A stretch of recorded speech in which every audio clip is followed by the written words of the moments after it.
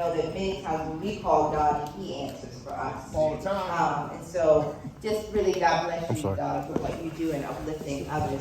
Donnie asked me to talk a little bit tonight about economic power, but I have to also tell you a little bit about what's on my heart. Over the past 2 days, you probably read, a week ago, that Walmart dismantled all this DEI program. Yeah. And we probably thought, what's the significance of that move by Walmart, the largest employer in the United States? It not only meant that they dismantled all of its supplier diversity programs in the sweep of 2 weeks. That's serious. It also dismantled all of its grant making across the United States. So this morning I was on a call with one of the top HBCU in this country and its president talking about $4 million disappearing in the middle of the night. I was on the phone last week with a small organization talking about $20,000 disappearing in the wake of the night. And so as we think about the significance of Black Wall Street, Black consumers represent $1 trillion of spending. I didn't even get into production. $1 trillion of spending in this country.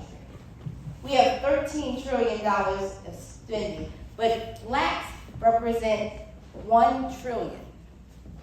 That's in a place where we only represent 13% of the economy.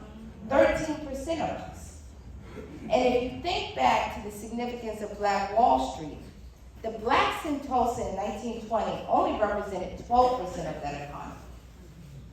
But if you look back and think about what those Blacks were able to do because they came together, they had an economy where the average income of Blacks in 1920 was greater than the minimum wage of anyone in this country today.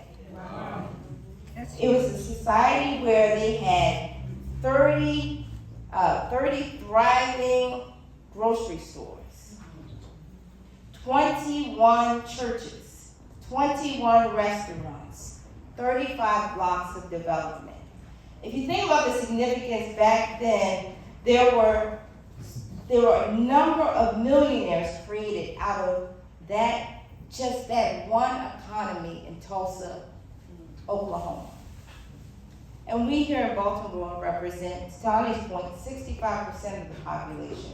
What might we be able to do if we come together? Say that. That's real. As you think about what we can do and the significance of our dollar to spend, I think about, every day people come to me and they ask for grants and they ask for financial contributions. I ask for you to spend with Black businesses. The one thing, I had a big call with a number of leaders across the United States, and we said, what is the response to Walmart? And what's the response to large corporates following and declining on their DEI? And, I spoke up during that meeting and I said, the next earnings call is the answer. Because that's all they respond to. So if you continue to spend outside of our community, and this is a fact, our dollar circulates out of our community in 6 hours. Wow. In Tulsa, that dollar went in that community 35 times at the low end, 100 times. It took a year for a dollar in Tulsa to make it out of that Black community. It just kept circulating and creating billionaires and millionaires that came out of that economy. What if we do that? And so as we think about Black Wall Street, we have to be the drivers of Black Wall Street. Yeah. We have to demand a different result. We have to show Walmart that if you make certain policies, our dollars go elsewhere. And so this is, and I know I'm interrupting the presentation of whole boards, but You're on point. I just want to say that as we think about, our mothers and our fathers, they marched in the streets. And they did it for good reason. Because we are able to sit in a room like this. But now it is on us. And how are we going to spend our dollars? What are we going to give our attention to? What shows are we going to watch? How are we going to just use the power of the purse? Forget all the other power that we possess. Just the power of our purse. Right, that part. Who did you buy from on Black Friday? Was it really Black Friday? Who are you purchasing from tomorrow? And all the seats that we have and the great tables we get to sit at with white tablecloths. Do you use that seat and become in love with the seat, or do you use it to try to shift institutions? And shift the power structure. And I know you can't do it alone. Many of us are in institutions by ourselves. But more importantly, we're not alone. We have people like Donnie, and every time I call on Donnie to lift up something or to actually agitate. And April Watts, agitators, they help us on the inside of institutions be able to make the case. And so just thank you for you all who are media, for lifting up the voices. But all of us have a charge upon us. And so as I close, as I leave us, we are so much better together. We need to make the call for one another. Open the door for one another. Spend the dollar with one another.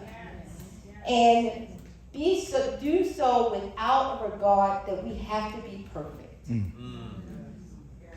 Because we go to McDonald's and they mess up our order, we still go back. We go to these stores, they give us clothes that wear out, and we still go back. We go and ride in their cars, we spend money with them, we still go back, we forgive them over and over again.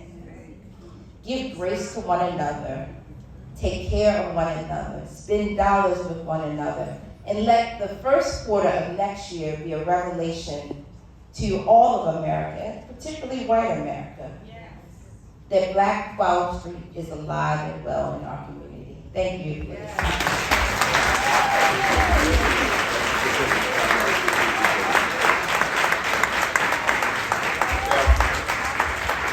Let's give it up for Alicia Wilson, Esquire, nationally and internationally renowned.